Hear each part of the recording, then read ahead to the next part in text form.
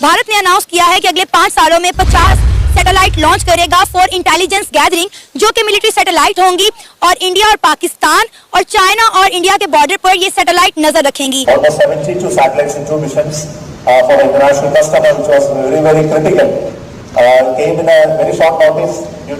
हाल ही में इसरो के नए प्लान को लेकर बड़ी खबर सामने आई है। जी हाँ, इसरो अगले 5 साल में भारत के आसमान के ऊपर 50 जासूसी सैटेलाइट का जाल बिछाएगा।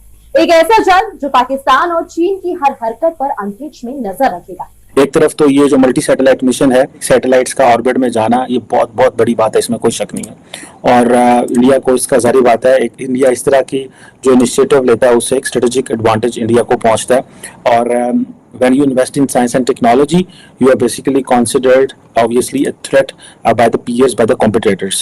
Now, India is all set to go deeper into the cosmos to unravel into the mysteries of the black holes come the new year. On the very 1st of January, Israel will be embarking on a pretty ambitious mission called the ExpoSat to examine black holes. India कितनी technology में दुनिया से advance है।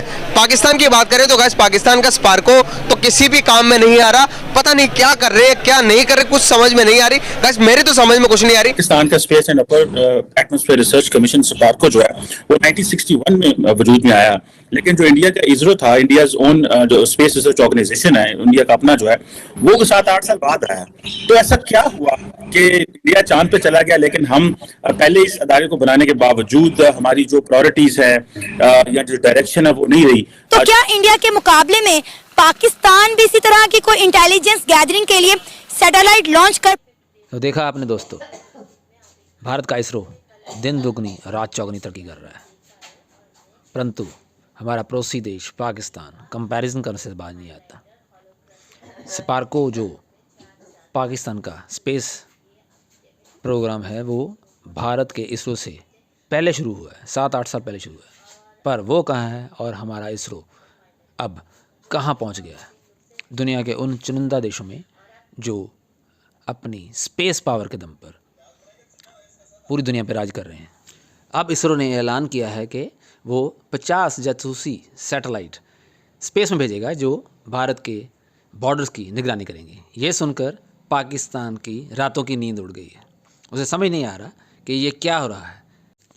भारत हमसे 100 साल आगे निकल चुका है, में ही फंसे हुए हैं, अभी अपनी लड़ाइयों में पड़े हुए हैं और मुश्किलात में, और लोग अवाम जो है वो वैसे खत्म हो रहे हैं। We need to really broaden our horizon. हम अब तक अपने बच्चों को ही चांद कहने पर इत्तेफाक किए हुए हैं, मतलब ये मतलब हमारे बच्चे तो अच्छे हैं। हाँ ठीक है, वो भी हैं, वो भी कहें, जरूर कहें। इंडिया अपना कंपैरिजन करता है वेस्ट के साथ, स्पेशली नासा के साथ। तो नासा जितने बिलियंस ऑफ डॉलर्स स्पेंड करता है एक सैटेलाइट को ऑर्बिट में भेजने के लिए, इंडिया उससे 1/4 में भेज रहा है। इन्होंने ऑलरेडी एक्सपेरिमेंट किए हुए हैं। तो या तो हम लोग उस तरह का एटमॉस्फेयर क्रिएट करें, पाकिस्तान में वो रिसर्च वाला एटमॉस्फेयर अभी तक नहीं डेवलप हो सका। मोदी इस टाइम वो चांद के आप कह लें साउथ पोल पे बैठे हुए हैं, जहाँ पे इतने रेयर मेटल्स हैं और जहाँ पे पानी भी है वहाँ पर, क्योंकि वहाँ पे आइस है।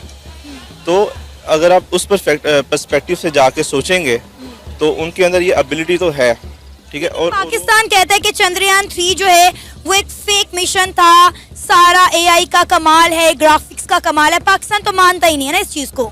देखें, पाकिस्तान के मानने से या ना मानने से कुछ नहीं होता, हमें देखना चाहिए कि इंटरनेशनल मीडिया क्या कह रहा है। और इंटरनेशनल मीडिया और उनका जो उस पर इन्फ्लुएंस भी है थोड़ा सा, लेकिन रियलिटी सामने आ जाती है। और रियलिटी यही है कि इंटरनेशनल मीडिया के मुताबिक कि वो ऑलरेडी वहाँ पर चांद उनका जो था वो पहुँच चुके हैं, और वहाँ से भी वो जो उनके स्टडीज़ हैं उनकी कैरी ऑन कर रहे हैं। अब इंडिया UAE से 1,40,000 किलो सोना खरीदने जा रहा है, वो भी विदाउट टैक्स। जो ताल्लुकात पाकिस्तान और UAE के दरमियान कायम होने चाहिए थे एज अ मुस्लिम कंट्री, वो इंडिया और UAE के दरमियान कायम हो चुके हैं। Good bye for now, we will meet again.